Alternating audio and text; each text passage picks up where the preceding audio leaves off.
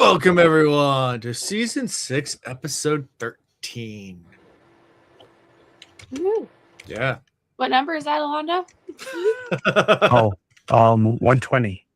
Ooh, we're at the 120 mark. 120. Yes. I can't believe I've been doing this for 120 episodes. Yeah. Jeez. We've recorded 120 times. That's insane. I think I've only missed 4. Yeah, a handful. I think I only missed like 4. I try You've my best to show none up. Since, well, no, you might have since Treese been on, because there was... I missed the one where I overslept. Okay, yeah, that's right. But yeah, because I definitely missed that one. It's been a recap for most of Treese, so you had to be there, because otherwise it's not a first-time reader podcast. And then, let's see, when I was on vacation, we didn't record. Is that right? Yeah, we just didn't record. Right. Yep. Yeah, but we're in a tight schedule right now, so we got to finish this. We got. Well, next week. Next week's our last episode. Yeah, and then next week is the last episode, because then we take a slight hiatus. Yeah, we're gonna take a hiatus for about a month. That actually, yeah, just right around a month. So we'll be back in March. So pretty much all of February we're gonna be gone, and we'll be back in full force in March.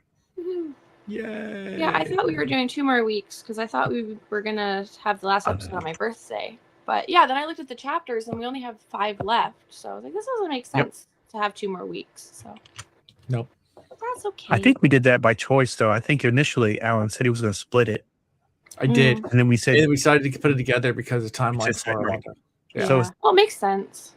And it seems like it's all kind of coming together. It's coming to a head, so it makes sense to jam it all together. Yeah, now we get to have our only last episode on Groundhog Day. Any awkward breaks in the middle of like some crazy war or whatever is going to happen in the last few chapters. That's true. Yeah. Yep. It makes sense. Well, if you want to still come and record, we can record on your birthday, Tree. If you want to record something, we can do a bonus episode where it's just like. Nah, I'll probably party or something. Okay. Sounds. I'm sure it's better things you'd be doing on your birthday. Yeah. Well, I mean, unless we all want to have like a video chat party with everybody. Ooh. Don't tip me with a good time. Yeah. So let's see. Personal life. What's going on? My wife's going out of town this weekend, and somehow, not only am I watching all the kids, but so she's in a. Let me backtrack. The reason why she's going out for town her one night because she's in a book club. But book clubs are always cool. They have a neighborhood women's book club. Like all the girls, all the women in our neighborhood have one. She's in like 3 book clubs. But this one does like an annual one-night retreat down the Outer Banks, the beach house in the off-season, where they just go and read and hang out and talk books. So awesome. That's what she's doing on Saturday. And then one of the women in the group, she has a new puppy. And her husband's deployed. So not only am I watching all 3 of my kids, I'm watching a puppy as well. Because what can go wrong, right? Right? But the kids will help look after the puppy, right? Yeah. Yeah, kids love puppies. It's more my cat. It's not going to be happy. Because, I mean, we had a dog forever. And the cat's been super happy to be by himself again. Because he never really liked the dog. So like he's like, you're getting another one now? Like we just got rid of that thing. Yeah. So we didn't get rid of it. But anyway, you know what I mean. In the cat's point of view. Is it one of those yippy dogs, like makes a lot of noise and barks a lot, or is it quiet? A pit bull. It's a pit bull. Okay. So but it's just depends on how they're raised. Well, it's a puppy still. So it's a puppy pit bull. Yeah. So I mean I trained my dog when I had her to not bark, so she never barked. Yeah. So now pits can be some of the sweetest dogs in the entire world. I mean, don't get wrong. I mean, what did they used to call them? Nanny dogs back in the they used to back in the day, because they were so good around kids and playful and all the things. And then people started being like, I'm gonna abuse this dog and use it for nefarious reasons, for dog fights and stuff like that. Yep, just because they're crazy muscular and all the things. Right. Yep. Yeah. So. I mean, and there are certain dog breeds that pit bulls aren't normally necessarily an aggressive breed. Not like there are some guard dogs that are bred to be aggressive. I mean, Rots, for example, you can still have a sweet Rot, but they're bred to be guard dogs. They're bred to be attack dogs and guard dogs, Rottweilers. We're talking what's the Doberman? There you go, Doberman. Those are, I think they're the same category, where they're like kind of bred to be like attack.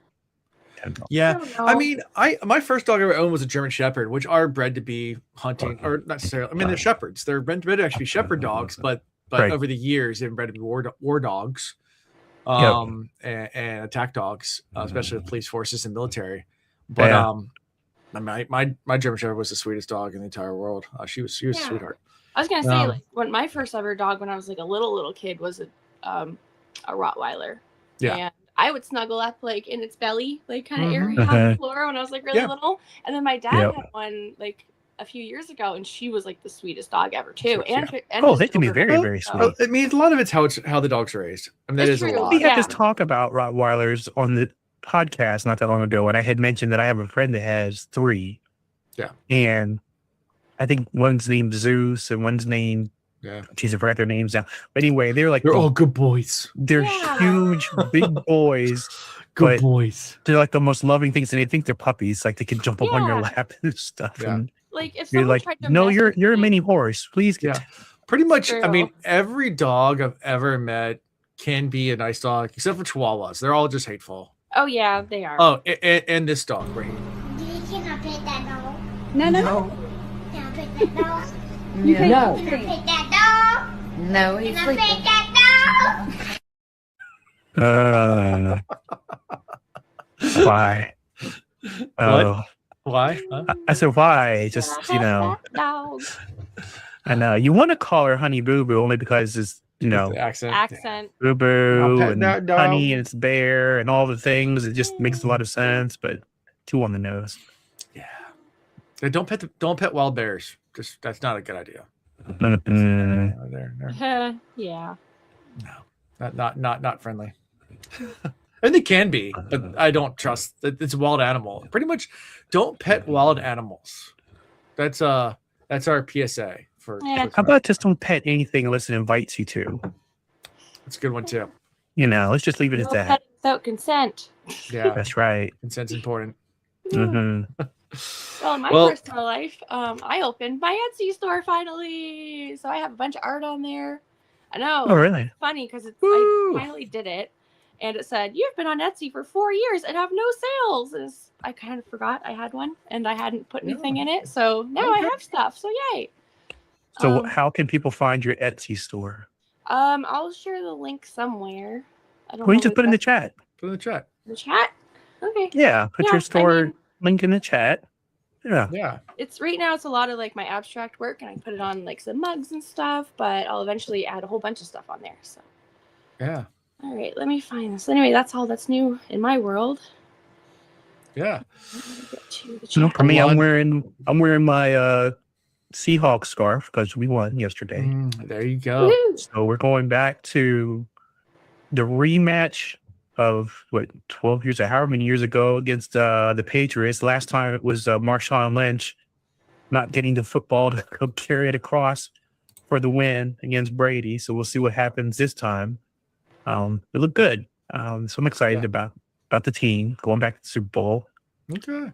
I'm also excited just that it's not the same teams going. I mean, it's been like Kansas City or Philadelphia or some variation of them for like quite a few years. So it's nice to see somebody else, even if it is, I'm happy it's my team, but just another team. But we'll see if it's of course now, but it's still the Patriots. So it's like, it's still one of the teams that's always in the Super Bowl scene. At least one point in time they were. Yeah. So anyway. Sounds good. Yep. All right. So almost, are you still posting that link? Yeah, I just posted it. Did it not go through? Where'd you post it on? Did you put it in the public comments or did you put it in private? I put it in the public one. It's not showing up. Yeah, I don't see it either. Yeah, I just put it in the little YouTube thing right there. Do you put a comment on the video itself? I put it in the live chat. Oh, huh. Interesting. Maybe you see that I typed. You saw that I typed "What's up, fam?" in there, right? They're blocking you. Yeah, I guess so. Maybe because it's a link to a shop. Oh, it might be. Yeah, it might. Oh, I do have that on my block all links. Yep. Sorry, okay. I was gonna say in my settings. That's all right. I'll post it somewhere. On put it on the Discord. Because I was gonna do something with it. I can say, our episode is brought to you by Tree's Etsy Shop. Yay! Click the affiliate link below, and if you buy anything, $1 of every purchase will go towards Tree's new camera. Wait, I have to pay for my own camera? Hold on a second. Hey, if I can sell you enough stuff, you're gonna buy your own camera. That's right. This is some bull crap. It's a small price to pay for me to push your Etsy shop. Oh, the logic doesn't logic. Logic doesn't logic. No. I tried. All right, so all proceeds will go to Tree. I'll still get you your camera. I said I would. I will. All right, let's talk about Chapter 50 of Warbreaker. Get right into it. Got Light Song and Blush Weaver.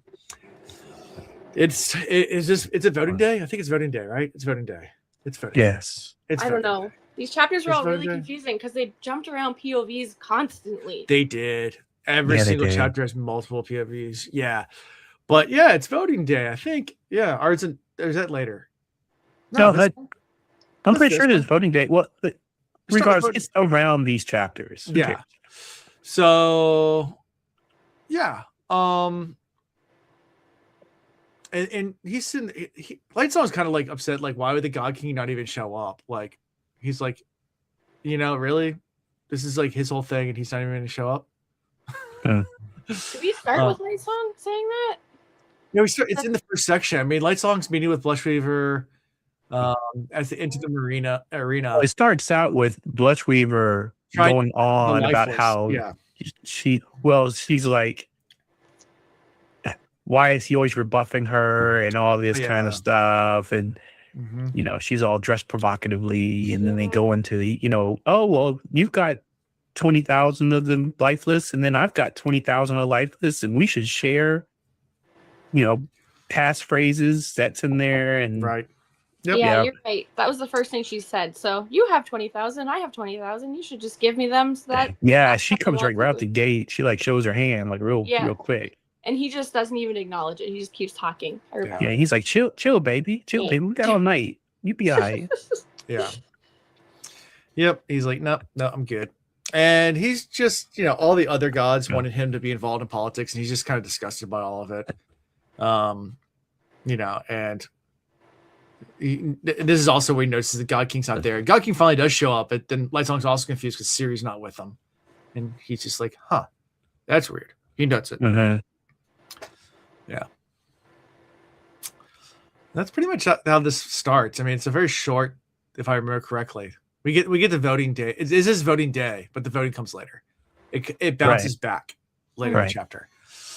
So we switch to Siri. She's walking through the palace, minding her own business, thinking about her plan to expose everything.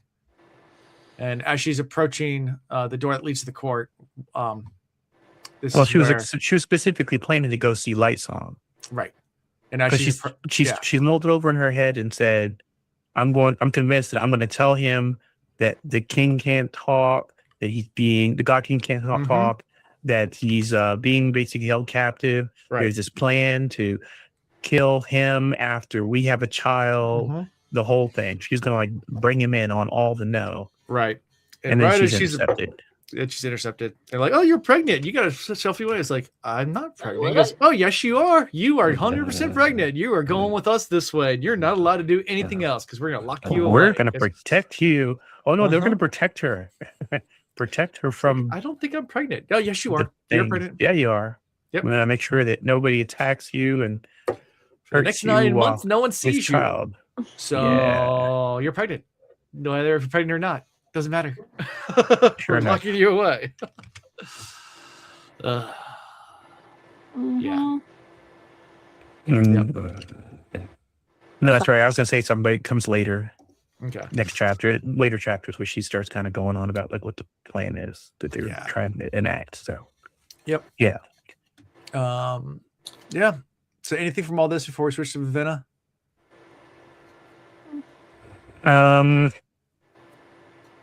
I mean, she does try to exert her authority over them, but they're just like right. And they're not trying to hear it. Yep. And they make it really obvious that she's actually being held prisoner. Yeah. They're saying the right things, but they're making it really obvious that you're just being held prisoner. Yeah. So do you believe their suspicions now that there's already another baby that was born? That's why they're so insistent that she gets pregnant now? Well, none of that ever actually made any sense. I mean, because if this was the plan, and Tree froze, by the way. I don't know if she's still there. Yeah, she's here. Okay, there she is. Question, right? Yes, I did hear your question. So, so this is logic problem number one, I guess, of these chapters. If this is the case, and they're going to do this whole thing, why did they play along for so long? This has like been 3 months, I believe it is. Maybe they're waiting for the baby. The baby hadn't come yet. But if now they're doing it without any evidence that there even is a child, then they could have done this at any time, But so I guess now, if the plan was always to do it on voting day, which is the only other logic I could come up with, then what's so special about that if they're basically gonna usurp the power anyway? It didn't quite logically make sense to me. I mean, maybe something will come to light later on, but right now it's not quite. I don't know. The timing is just not. The timing is just so odd. And then it was like, why delay this? I mean, what was the reason to wait for this particular time? Yeah. Yeah. So, anyway. Theories on that? Yeah. So Vivenna and Vasher are watching the debate. They're arguing. Everyone's arguing back and forth against. Well, was it? Nerova is back arguing against the war, but no one really supports his position.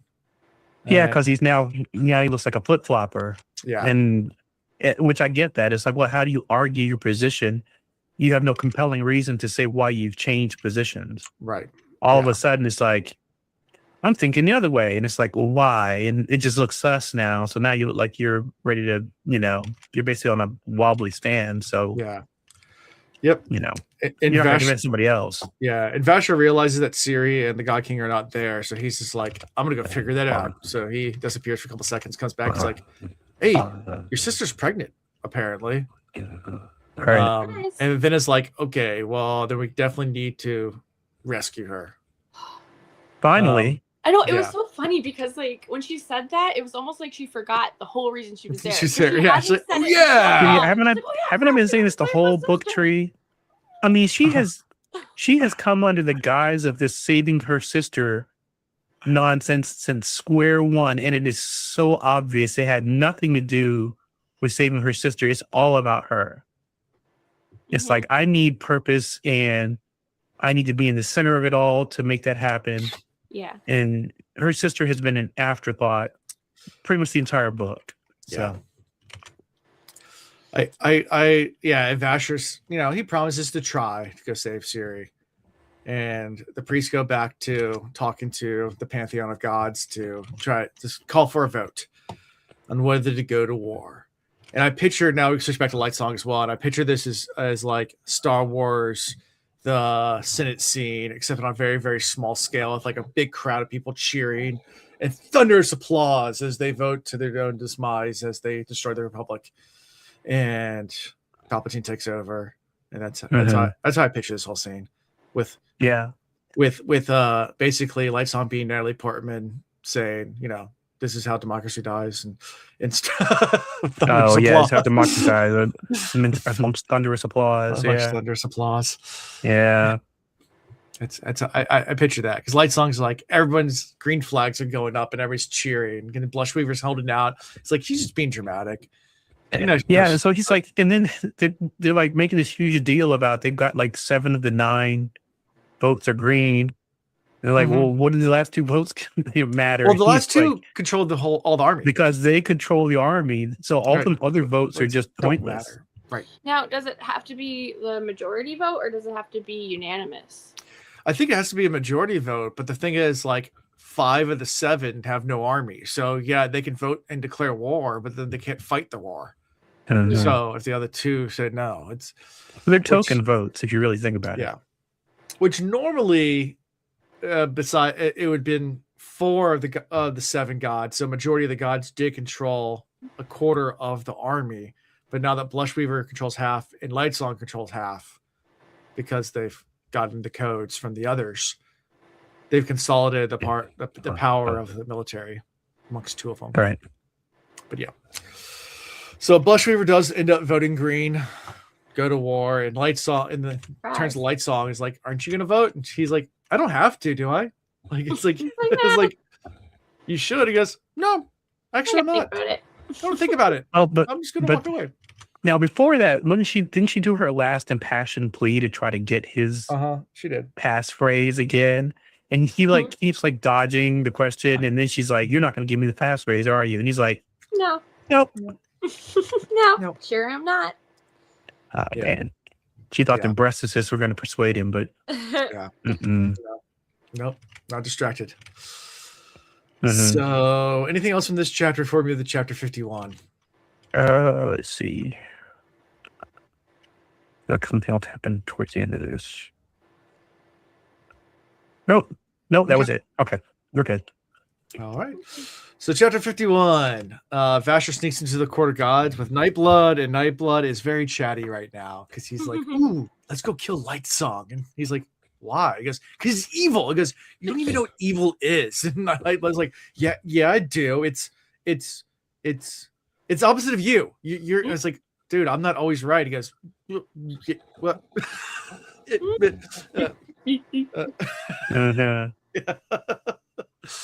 And you could tell like Nightblood's actually thinking about it. Like, I don't really understand the concept of evil, but I just know I'm supposed to kill evil. And you get a little bit, and I guess Vasher does a little bit of monologuing here about how Nightblood was somewhat created, like that there's the ninth heightening where you can breathe life into inanimate objects that were never alive, unlike rope or wood or anything like that that had some life force at one point. Steel, rock, things like that. That's the ninth heightening. And the problem with that is the commands took on it's a really, really strange, and you need a ton of breaths to do it. And once you made 1,000 breaths. Yeah, 1,000 breaths. And they gave it what they thought was a great command, destroy evil. But trying to explain a concept like evil to a sword that's never known any kind of concept at all, because it's metal, is very, very abstract. Well, it's very subjective, the same way that you say get the bad guy, and it's like the bad guy thinks he's the good guy. Yeah.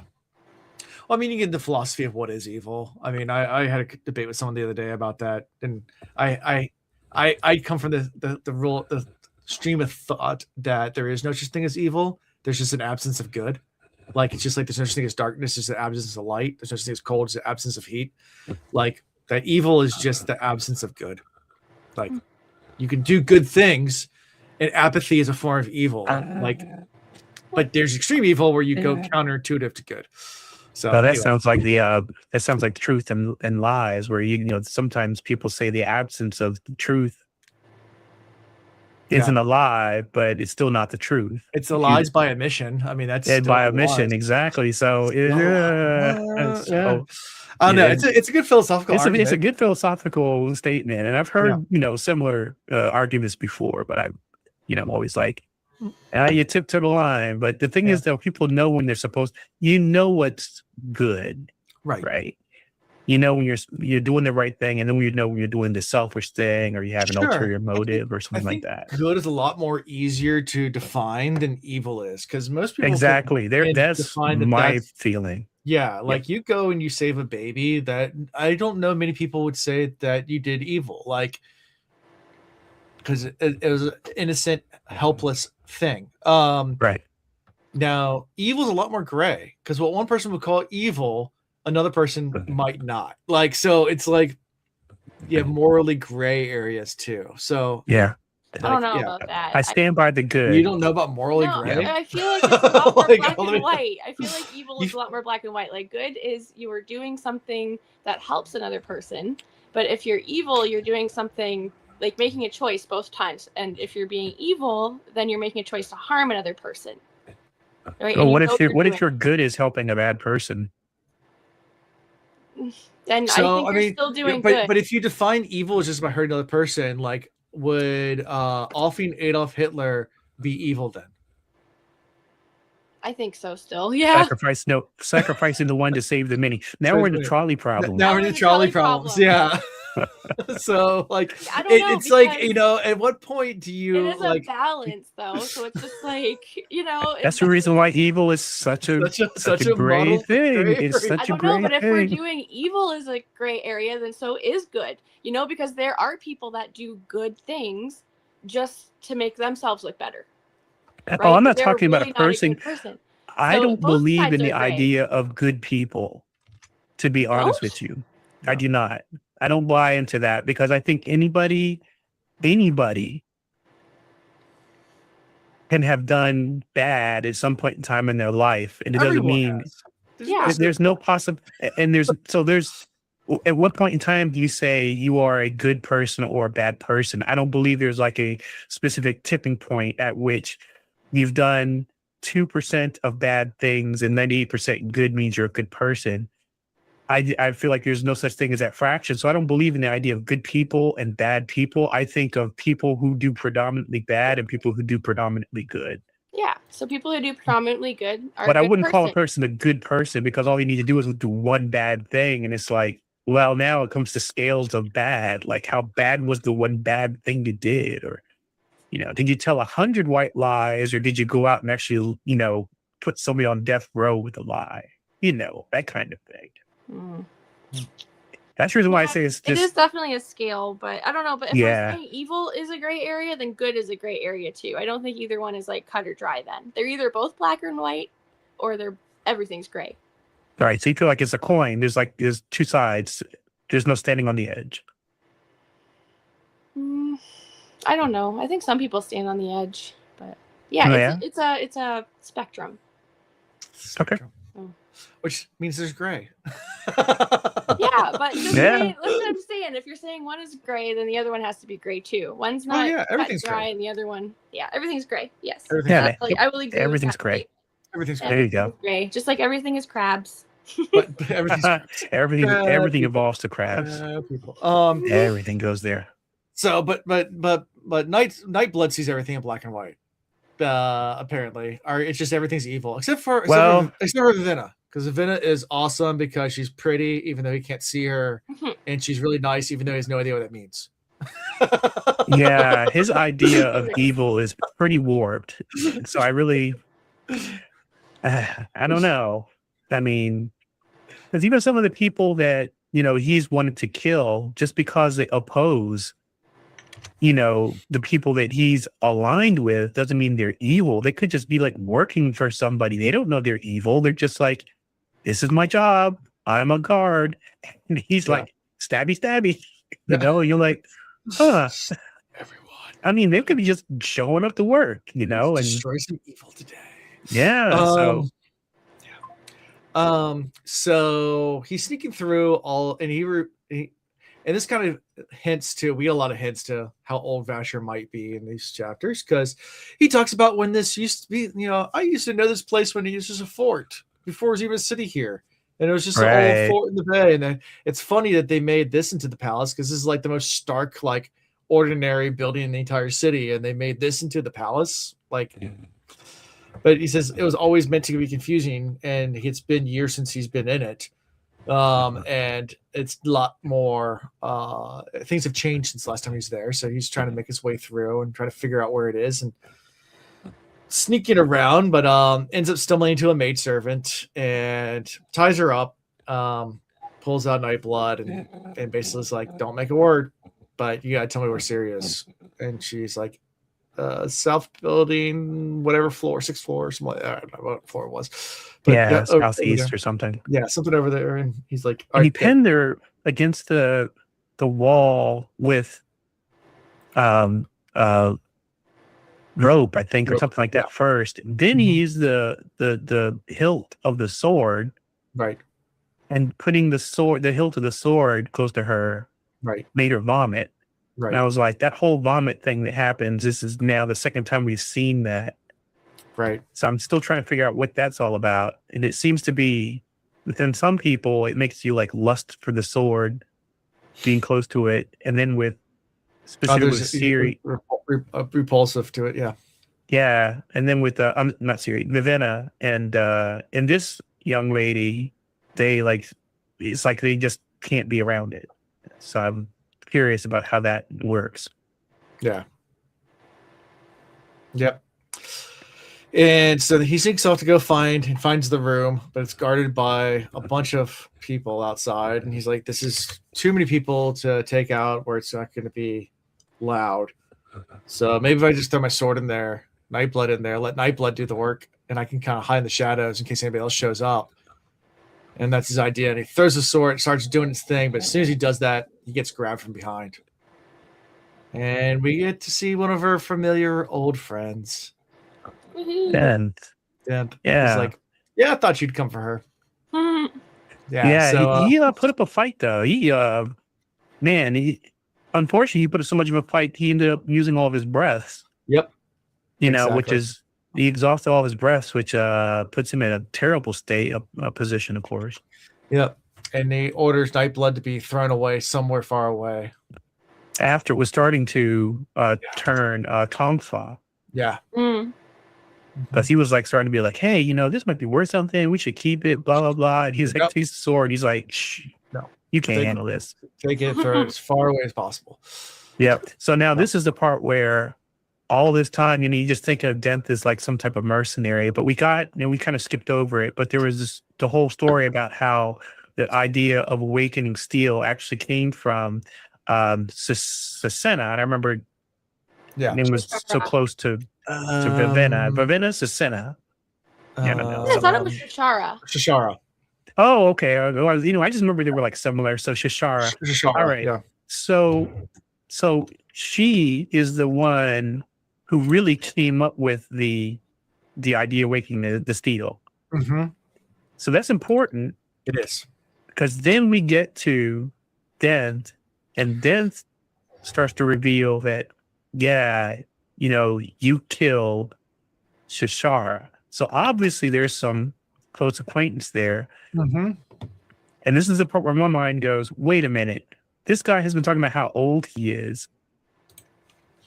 But does it reveal who Shashara is? It later when because we go back, I think it might be the last chapter where they reveal. Well, they make it sound like this happened a long time ago. Oh, yeah. 100%. This whole thing about the awakening of the sword and the death of Shashara. And so if Denth knows Shashara, at this point in time, we don't know the relationship. That means Denth has got to be old too. So I was like, okay, so Denth is all this time I'm thinking he's just some mercenary or something like that. No, the reason why he's so smart is because he's been around a long friggin' time. Yep. Mm-hmm. And so it completely helped. It made you reshape everything you know about this guy in this one moment. You're like, whoa, okay. That's why he's so talented and he's so calm and he's like really calculating and all the things because he's seen it all. He's been around so long. Right. So then a lot of things that I had seen throughout the book now start to kind of click and I was like, oh, okay. That's the reason why he's on another level and he's very calculating and patient, which was one of the things that I noticed about him, much earlier on. And that's what comes with age is patience. It's like, I've seen this before. Look, if you just wait this thing out, we'll handle it. Don't rush off and, fools rush in kind of thing. We'll handle this, so.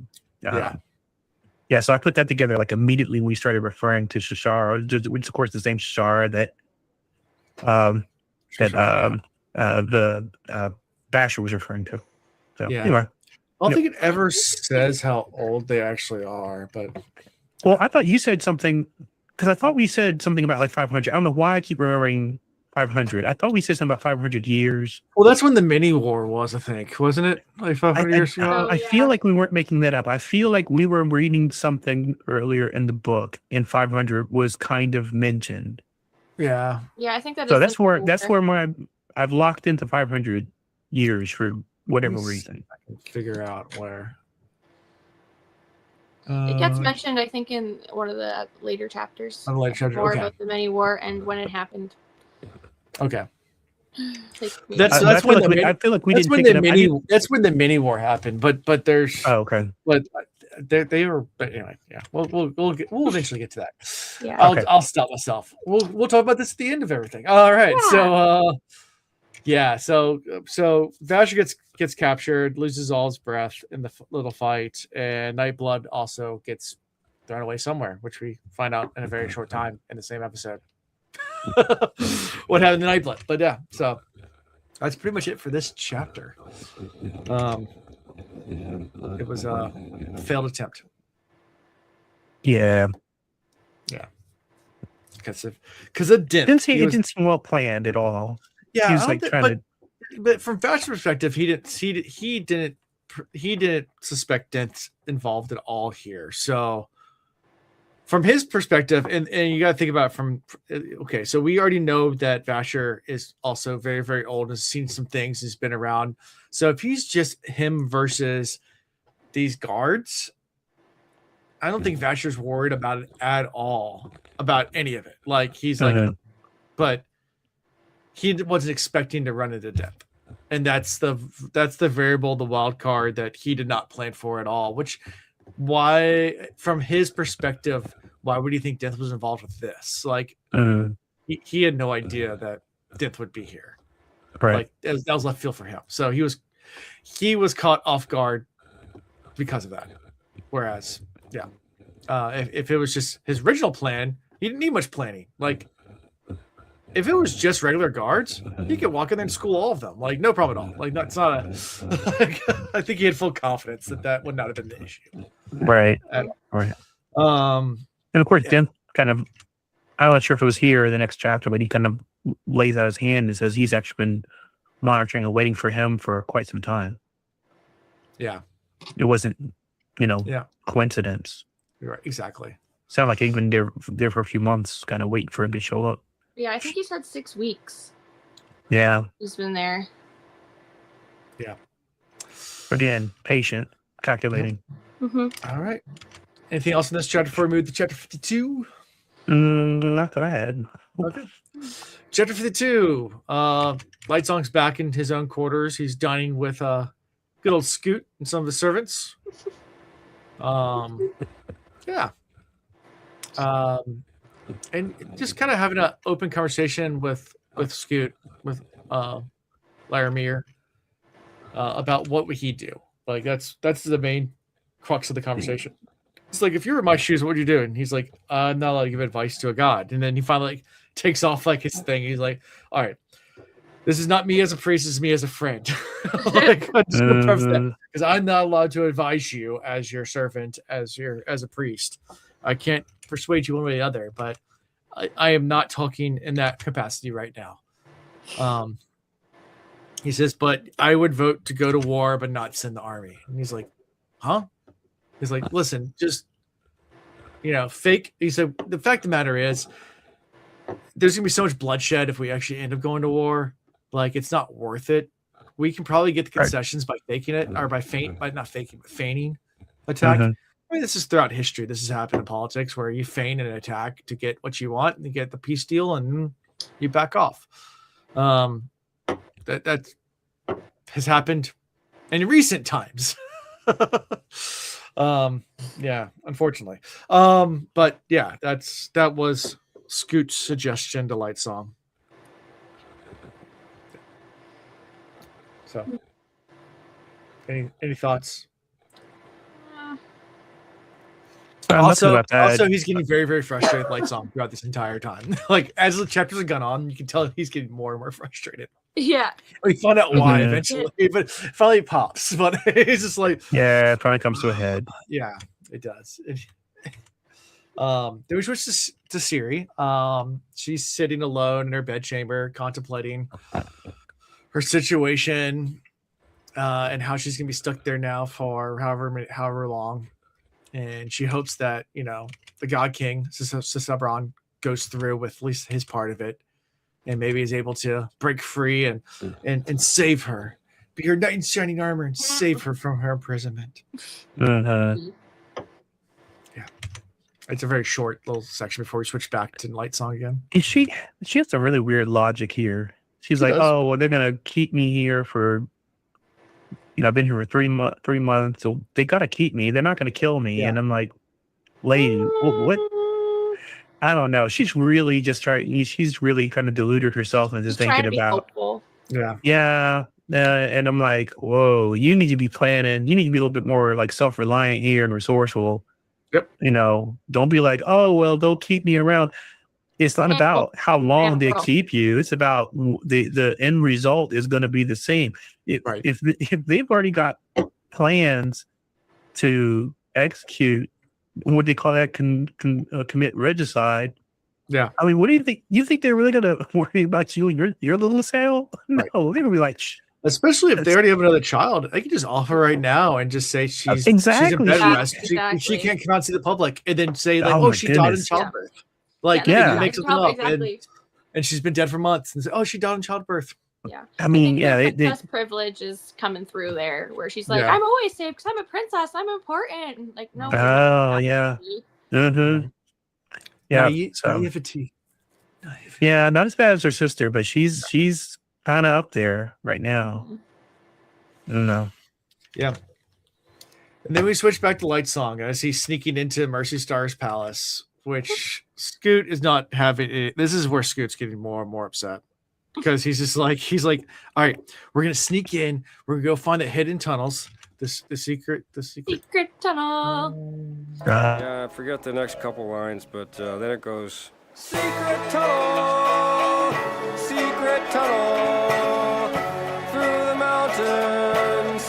secret tunnel. Yeah. Yeah. Secret tunnel. Anyway, yeah. So that's what he wants. And Scott is like, we could send somebody else to go investigate the tunnel. We don't have to go do this ourselves, right? He's like, no, but I might have been a spy and really good at this in my previous life. And Scoot just rolls his eyes. This guy with it. I mean, he's like, been keeping. And I should get a sword because I might have been really good with a sword. I might have been really good. I don't know. We should have been tracking the number of things he thought he was in his previous life, the same way we've been tracking the number of times Ostentatious has spoken. We should have been saying he thought he was a butcher, a baker, a candlestick maker, all the things. And yeah. I was a detective.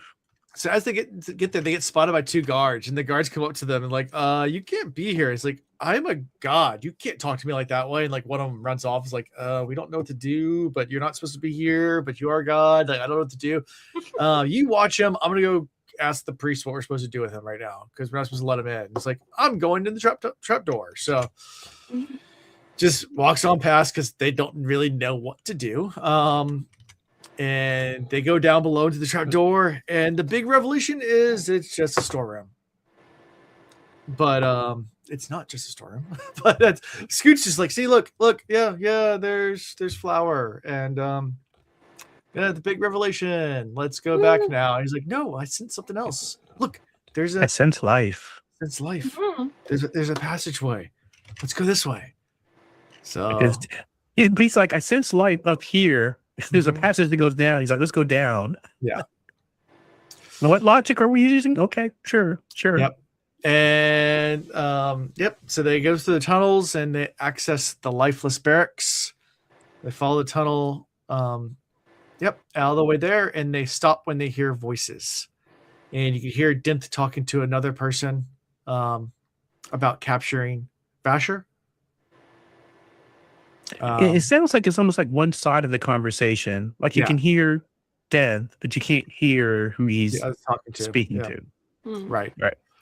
Yeah, but you get some of that, and I guess it's muffled enough where we can't really pick it all out. And then they hear Blushweaver scream. So Lightsong decides to, because he's Lightsong the Bold, he's gonna run and help.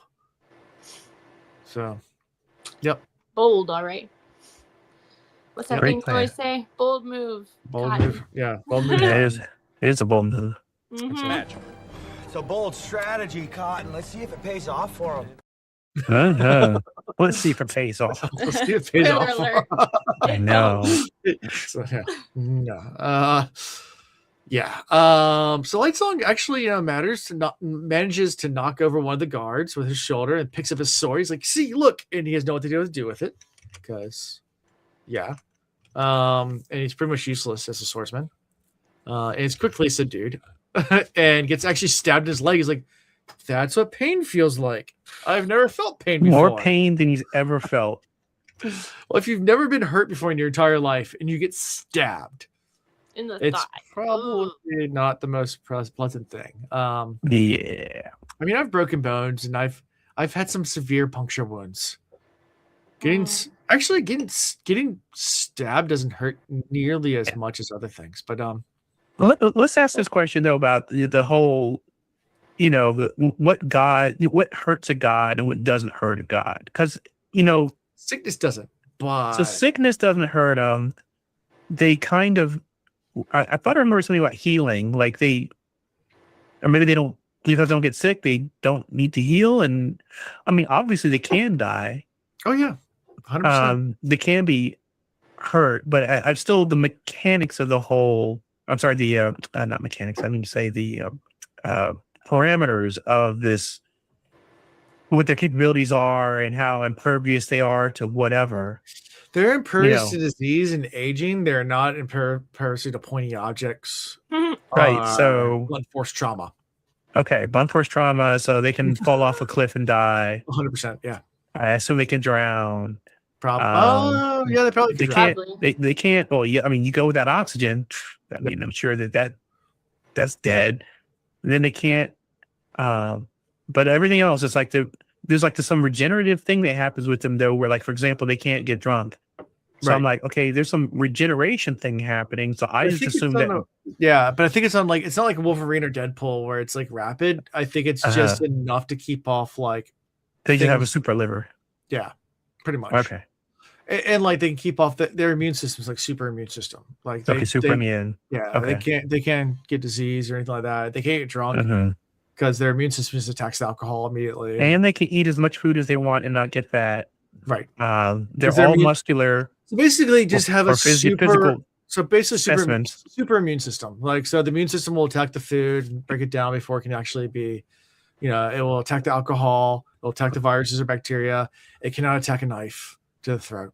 Unfortunately, white blood cell count does not matter when it comes to. I'm just thinking, because I'm thinking, okay, so if they have like crazy high, like let's just say they got all the globins, and they're like able to like super heal a cut. I was like wondering about that. I was like, well, does that mean they have like extra platelets to go there and it helps like heal the wound like quickly? Maybe.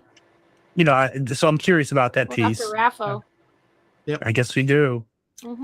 After Rapho. Yeah. All right. So so he gets stabbed in the leg and gets quickly subdued. And that's how we end this chapter with him getting stabbed. And he had told Scoot. Well, no, Scoot kind of ran off or whatever. You're right. I can't remember if he told him to or he did just run off on his own. But then, like, we started to get his altercation. He turns around and Scoot's there. Yeah. So he's subdued as well. Right. So it's not like, Scoot's like off, like trying to find some help or something. Not that it's just the two of them. I don't know what kind of help they go look for. Anyway. I don't know. Great plan, dude. Yep. Then we get to the final chapter for tonight, right? 53. Yeah. Where this is where the Sanderlanche begins, I think. I mean, the other ones were kind of ramping up to this. I think we're now full in the Sanderlanche with this chapter. Yeah, you can tell when he's starting to get a Sanderlanche because he does the quick cuts from perspectives. Mm-hmm. That's seems to be like a classic thing he starts doing where he's like, right. It's like one perspective per chapter. Yeah. Then he starts accelerating it. And then he starts like super accelerating it. And it's like, okay, you get a clip of this and then a clip of that. And then you jump in and it's like, oh, no, we're back to this thing again. So it's like it kind of it makes you feel like you're your head's in like this whiplash type of thing, right? Exactly. True. Yeah. So we start with Vivenna. She's waiting for Vasher. She waits up. She's staying awake, waiting for Vasher to return. And she's just kind of thinking about everything that's happened to her so far, kind of reflecting. Vasher's taking a long time to come back, but yeah, she's already said that before. She's like, oh, usually he's not gone for like more than like an hour or two, but now it's like the next morning, and she's like, oh, he's never been gone all night now. Well, that's later when it's next morning. I think this is just okay. This is the first time. Okay, this is the first one. She's just late at night, and she's just thinking about how like with Dent, she never cared when he came back, but with Vasher, for some reason, she can't put her finger on it. Like she cares. So, yeah. Man, I wish you guys watched a lot of Rick and Morty. This is the part where Ice-T's character was like, I care now. Yeah. Then we flash. Yeah. Then we flash the series. Water tea. Yeah. Isn't that what happens? He was iced tea. That's right. He was water tea. He was water tea. And then he became water tea and then he turned into ice tea. Yeah, he was. Oh.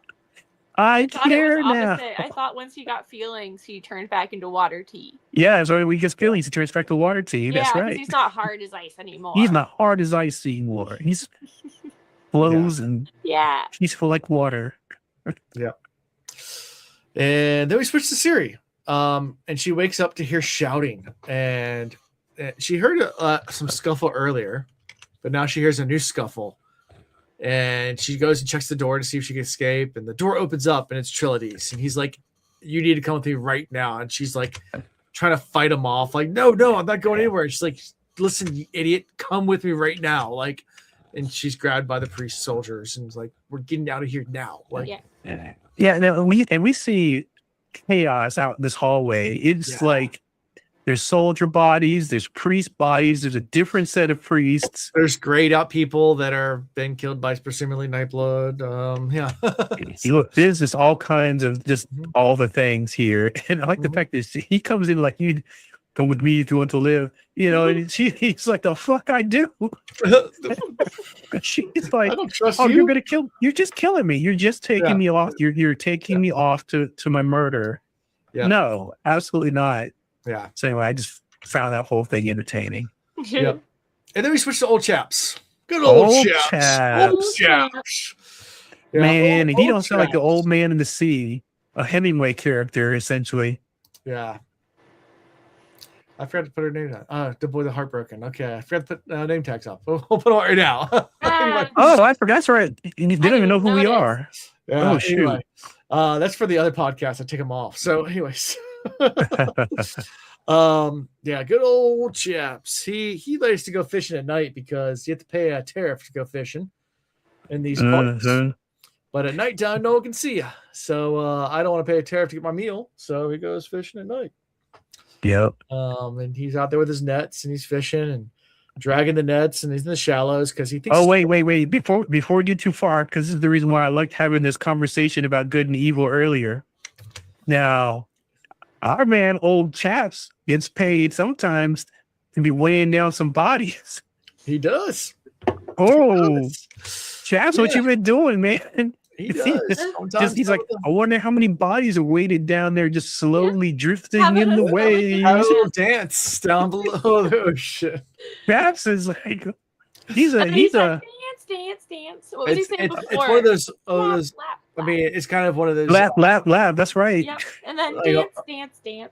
Like a morbid joke, but if you ever drain Lake Tahoe next to Vegas, how many bodies are down inside Lake Tahoe? You would wonder, wouldn't you? I think you would wonder how many bodies. Remember when it's like, I mean, when it started dropping water level, and everyone was like wondering, they're like, I wonder if we'll start seeing some bodies. Yeah.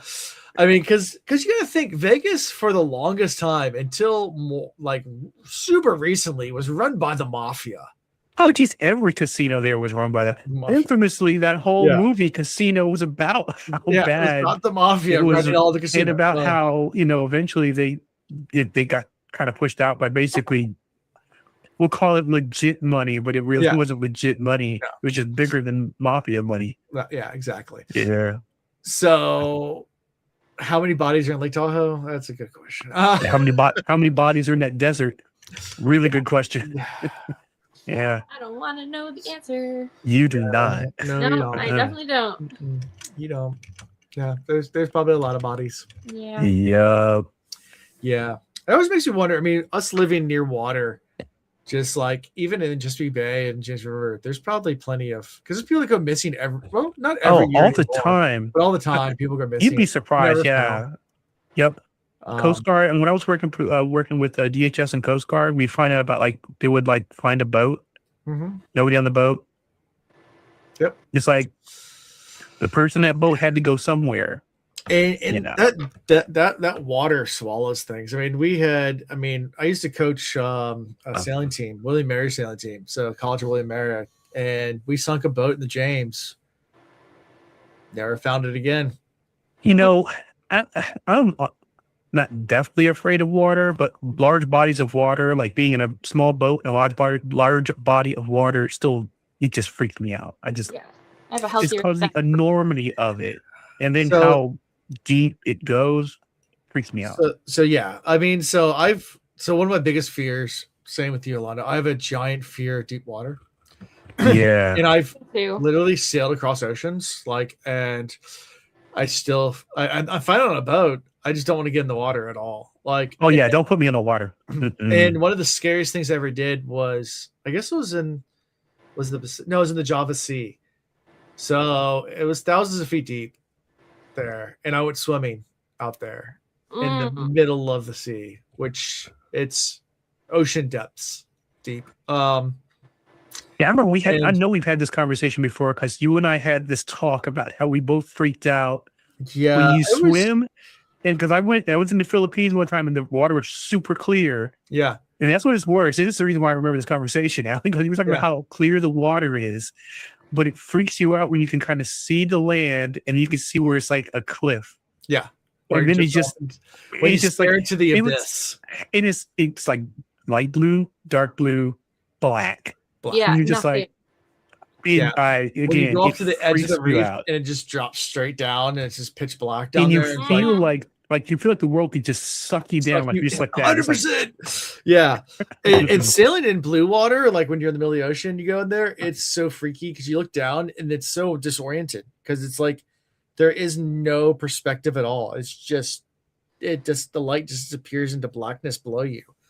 Yep. And that's it. Like, and you just wonder if something's going to come up out of the blindness at you. Like, I mean, it's like, because that can happen. That's the reason why I don't like the idea of being out in the middle of like a big body of water. Because what if something catastrophic happens? It's like it's just you and nothingness. Yeah. There was we went swimming. I mean, because the way we used to take, so sometimes we just use buckets of water, but the way you take a bath at sea is you don't use regular water because, well, that wastes drinking water. So normally you lather up with all your soap and everything like that. You get all nice and lather up, and you can take a bucket and you can dump seawater over you. Or you can just jump in real fast and rinse off and jump back in. So we did that in the middle of the ocean where you just jumped in, and we always have one person spotting just in case anything comes up from the depths. And this is one of my favorite stories because I'm swimming around the boat in the middle of the ocean, and someone, his name was Matt, one of the guys on the boat, decides to use the toilet, while we're all swimming around. Now, in the ocean, you don't go into a holding tank. You just pump out to sea. And even if it's piss, it still has other stuff in the pipe. So when you hit the maciator, it grinds everything up and spits everything out. Even if it's just pee, it spits out a brown cloud. No matter how recent, no matter what you did in the toilet, a brown cloud comes out. So he doesn't know we're in the water, and he goes to the bathroom and hits the button, and the guy yells shit. I call it the 3S story because there's a cloud of brown water just coming off the boat. So I start swimming away from the boat, because I don't want to get in a cloud of shit water. So I swim away, and I turn around, and as I'm swimming away, of course, as soon as you do that, what happens? It attracts things. It's dinner time for things. That stuff. So I turn around as I swim away, and face to face, literally from how far away my hand is, I'm standing face to face to a sea snake.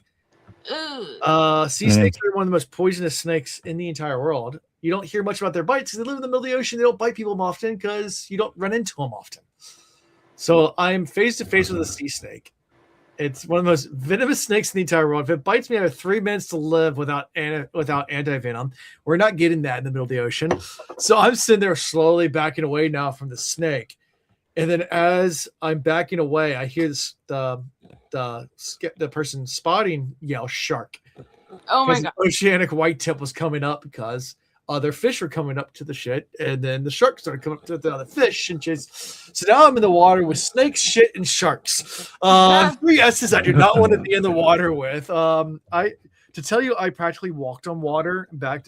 This was like a holy moment of me launching myself out of the water and trailing back onto this boat. I was like, I'm done. I'm staying on the boat now. I'm just, this is too much. That's a freaking nightmare. Bucket showers for Alan. Bucket showers for me. I didn't get back in the water the rest of that trip. I was just like, no, I'm good. Yeah. I hope you guys gave that guy shit. Oh yeah. We gave him hell. Good. Yeah. But it was the shit snake sharks story. It was fun. It was not fun. It was a terrifying moment of my life. All right. It was not fun time. Top five most terrifying moments of my life. Terrifying moment. Yeah. That'll do it. Poisonous snakes, sharks, and a cloud of shit, just to add more chaos to the mess. Yeah. Well, at least I know I just put on your birthday cake. Please, none of those things. Anyway, so old chap's here. He's out fishing. Old chap's out fishing. He's not doing bites tonight. He's just trying to get fish, and he's throwing the net. And then all of a sudden, the sea speaks to him. And he's a crazy old man. So he's like, sometimes the sea speaks to me. This time it's to me saying, go throw your net a little bit to the left. He's like, I got to listen to the sea. And he does, and it snags something. He's like, usually it's coral or some rock or something like that. He pulls it up, and lo and behold, it's a black blade. And the blade goes, thank you, man. Like, we got to get it short fast, though. I hate water. Man, I hate when people put me in water. It's all wet and stuff. Yeah. The old man's just like, he's like, you want to go help me kill evil? You want to help me? He's like, we can go kill some stuff. Oh, okay. Let's go kill some evil. Yeah. Thanks for saving me. You want to go kill some evil? Yeah. So here's the reason why. I mean, again, we're gonna get this black and white. If this sword responds to evil, now, so it doesn't know anything about Chap, so it has no like sense of like evil. It's just like witnesses and just makes it just a snap judgment. So he's like, "You're a new guy." So that's the reason why I was like, "Huh." So all those times where like the sword like actually killed guards and all that kind of stuff, he's just going off on the fact that, well, you're on the other side of this guy, so I assume you're evil, right? You're not aligned with my people, so that means you must be bad people, right? Yep, that's his logic. So the guy saves him. He's good people. It doesn't matter what he does. Like that. Yeah, you found him, so you found me. Good people found me. Yeah. Yeah. Nightblood is not a good judge of character at all. Oh no, he is not the sword in stone. No. Not at all. Not even close. So I don't like this rock. Who's the closest one to me? Yeah. Yeah, you can pull me out. Let's go. That's right. Let's go back to shore now. You got a good pulling hand. So then we switch back to Vasher. Vasher wakes up. He's tied by his wrist to a hook on the ceiling. He's completely drained of all his breaths. And everything looks gray around him. And Dinth comes up and he's like, I never really liked torture. Tungfall likes that. He likes it a lot. I never really didn't really like it too much. That's why I give him animals. I don't even like the fact that he does it, but we give him animals to do it because he's better than people, and they start talking about it like, you killed my sister. And this is where you learn that Shishara was Dinth's sister. Right. And he's still upset with Vasher about it. And Vasher's like, I had to. Like, what she was trying to do. Like, she was going to try to make like an army of Nightbloods. And like that, after seeing what that blade was, like that, I had to kill her. Yeah. An army of lifeless with Nightbloods would have been like terrifying. I mean, that's right. just. It just would have been an apocalypse. Like, yeah. Like, in what she was trying to do, I had to kill her. Like, I don't, like, he's like, I liked her too. Like, but where she was going, like, and there's no sense of trying to explain it to her brother. Her brother's like, you killed my sister. I don't care. Like, Inigo Montoya, you killed my father. Prepare to die. It's like the same situation. You don't want to hear about why. Yeah, you just want to hear about revenge. Yeah. And then and then he also talks about the other dude that he killed. Arstill? Yeah. Talks about that situation. Like, how did you kill Arstill? He's like, I killed him in a duel. He's like, bullshit. You know you killed him there. He's like, fine, I stabbed him in the back. He's like, what do you want me to say? And he's like, and he's like, and then Vasher starts like, talking about like, when did you become so bad? And he goes, I never started wars. Vasher, you started entire wars before. And it's like, they're going back and forth, like definitely ancient grudges that have been going on. Centuries. And they're just sitting there like duking it out right now between each other. Centuries are bad blood. Here. Yeah. And then we find out they were both at the many war. They were both at the many war. And apparently they used to be somewhat friends, it sounds like. Yeah, they were kind of aligned there for like a while. 500 years ago, maybe. Yeah. A long time ago, but yeah. Anyway. And that's you get a lot of little nuggets here about all of this and the different people and stuff like that are in the group. But yeah. So then we switch back to Vivenna, and now it's dawn. Dawn's approached, and Vasher's never stayed out all night before. So now she realized something's wrong.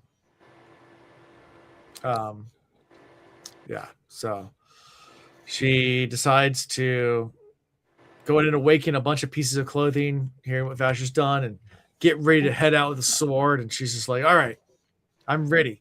Yeah, here she goes again. Classic Vivenna. I've learned I'm master now at Awakening, and I'm going to go in there and save the day. Man, something about her getting prepared. Like I can imagine like the SpongeBob version of somebody just like trying to get ready. I'm ready. And it's like, okay, sure you are. Sure you are. What you're up against again. You have no idea where your friend is. Like, yeah. Anyway, I'm like, what are you really gonna do here? I mean, and look, I'm gonna tell you right now, Brandon Sanderson is not the kind of guy to make this girl have miraculous powers all of a sudden to be able to overcome and yada yada yada. I mean, he doesn't write that way. He will write that somebody like maybe has powers, but they got to figure this stuff out, right? They got capabilities or something. She hasn't shown me she's like exceptional at anything. She just happens to have a lot of breasts. Right. So I'm like, this is not going to turn out well. Now, if she goes out and she bumps into, someone that aligns with her, that could work out in her favor. But otherwise, I'm like, I doubt it. I think it's not going to be good for her. Right. Yeah. Yep. And then we switch back to Light Song for the final POV for this chapter. Because now he's in a cell. So is Blushweaver. So is Laramar. They're all caged separately. Blushweaver's just in there crying. She's like, and Light Song finally comes to, and he's like, what's happening? Blushweaver's like, I've been working with him the whole time. And she was tasked to getting all the command phrases. That was her job, to get all the command phrases for the priests. And it's like, then why are you here? He's like, because I failed at my job. And Light Song's just like trying to piece it together, and it's like he turns to Scoot. He's like, hey, do you got anything small so I might have been really good at picking locks when I was younger. I can probably figure this out because I was really good at it. And finally Lemir's like had enough. He's like, you were a scribe, not even like a scribe to like rich people. You were like a lowly merchant scribe to like poor people, and like were so annoying. I was friends with you when we were younger. You did this all the time. You always got me in jail. You were always a fuck up.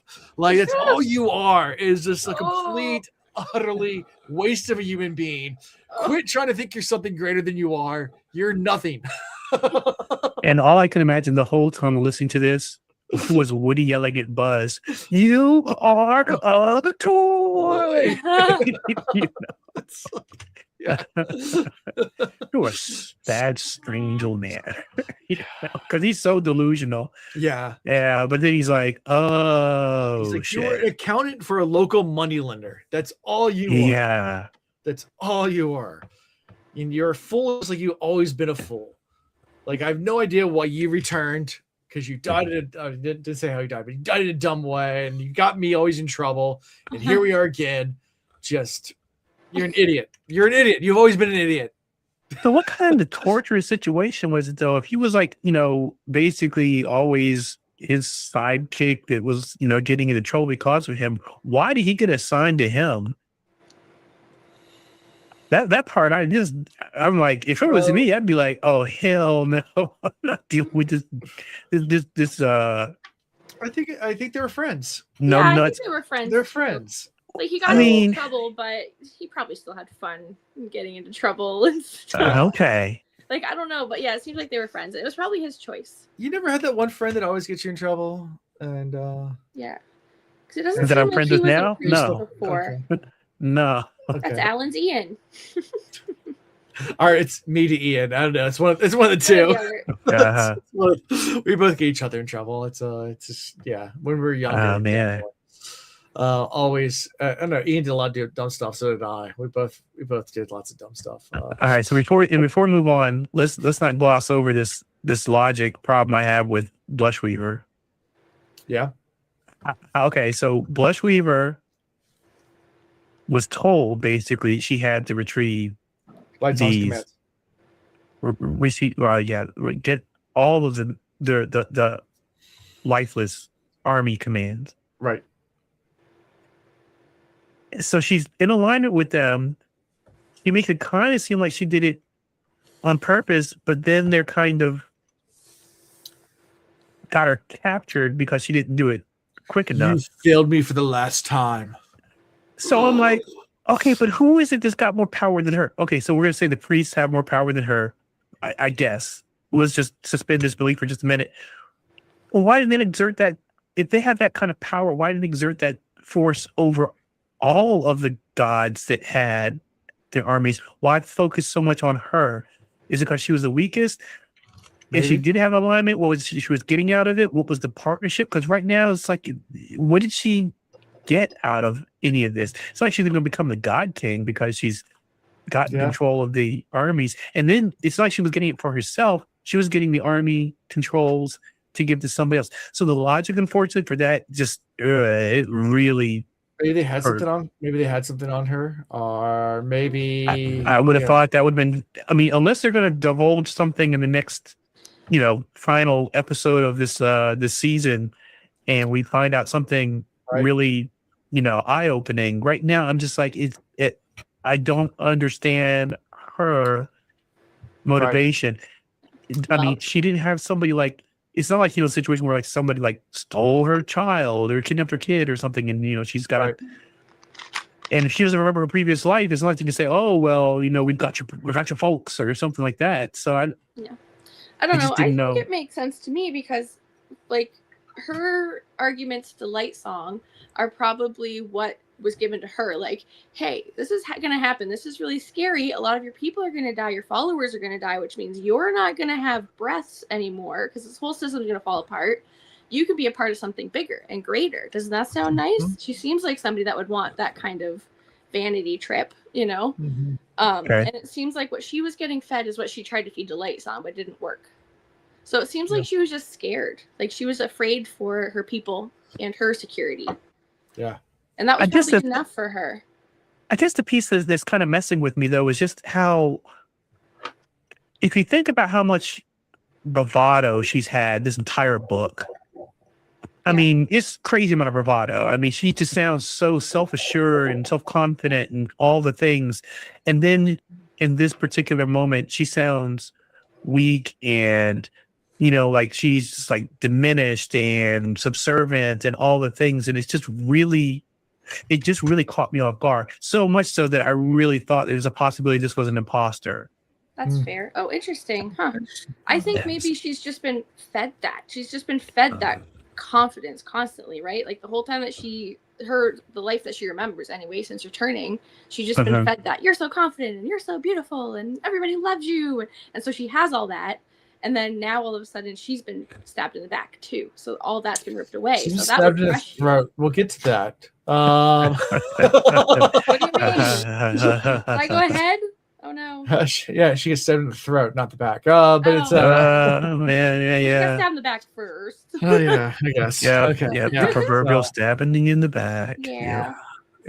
So exactly. the God King's priest come with the Light Song, and they're like, "Okay, we need your command phrase." He's like, "Oh, I forgot them. You know how I am. I say things and I forget them. I don't even know." He's being joking. They're like, "All right." And they walk over to Blushweaver and slit her throat. Like, now do you want to give it to us? He's like, holy shit! Like, yeah, his world became serious real quick. Nothing around. We're not playing games. Like, like slits her throat. She dies right in front of him. It's like, I need your phrases now. And he's like, you're gonna have to torture him out of me for what you did to her. And it's like, all right, get your buddy Scoot. He's gonna be next. Red Panther. Red Panther. Red Panther. And again, so he thinks he's basically not willing to sacrifice the one to save the many. He's willing to sacrifice the many to save the one. Because now he's given them control of all these armies so that way they can go off and decimate and kill a bunch of people just so he can save one person. Yeah, right. Unless he lied, which we don't know yet. I don't think. We know the code's Red Panther because you said it. I forgot. Yeah. So we know it's definitely we know it's definitely and true. They still give Paige to go check, and they said they're going to come back and said you better not lie to me. So we'll see in a little bit. Yeah, if it's true. Because I mean, I was going to say he could have done it off screen. Went off and changed the codes afterwards.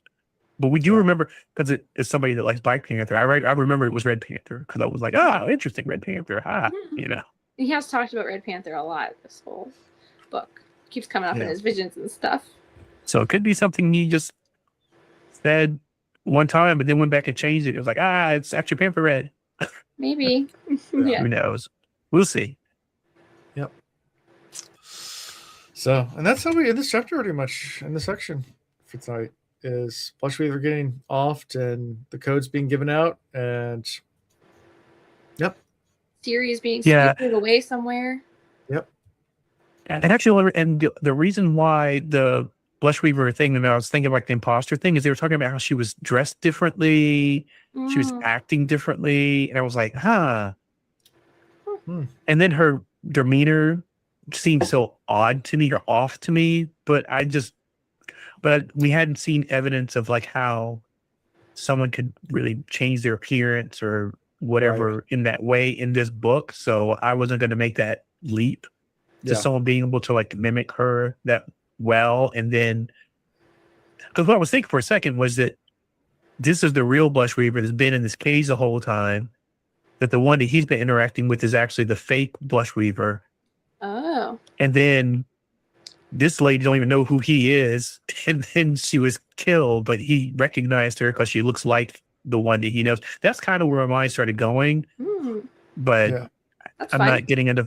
I don't get enough evidence to say that that's true because, again, this isn't.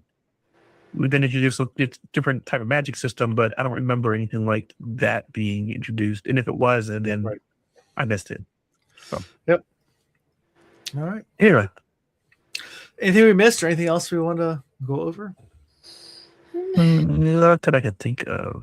Okay. I feel like there was some things that we were putting a bookmark in, but now I can't remember what they were. Yeah. That was like 45 minutes ago. I don't remember.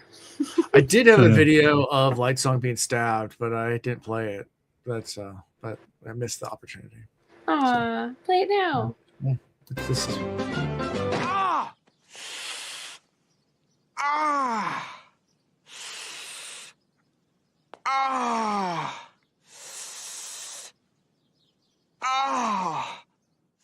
I got like 30 more seconds of that. He goes on for quite a while.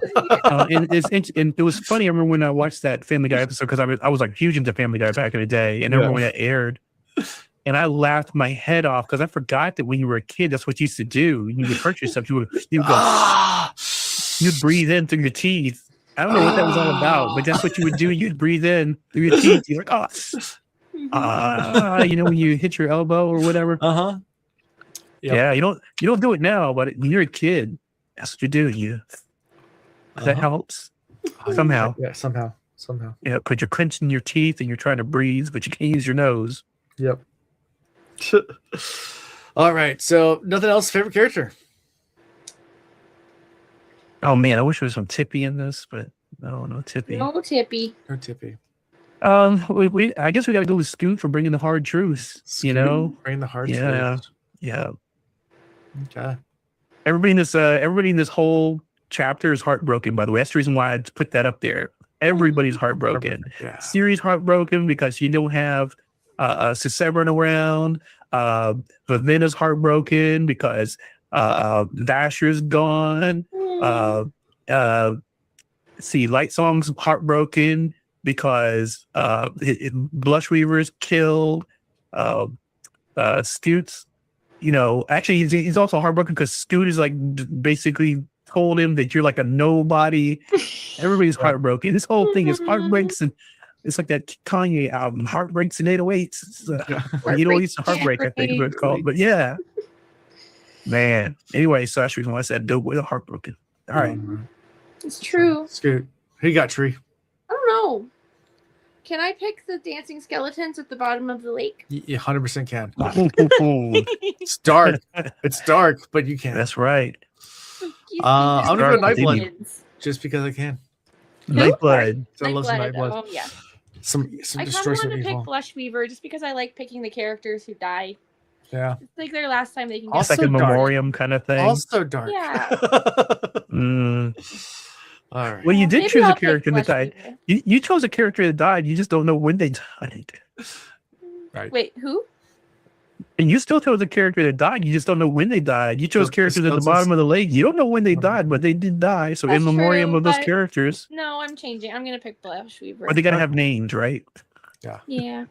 Yeah, this can't be like the lifeless rabble that's at the bottom of the lake. Yeah. Yeah. Yep. You're an honorable mention for my favorite. Honorable mention. Yeah. Cannon fodder at the end, bottom of the lake.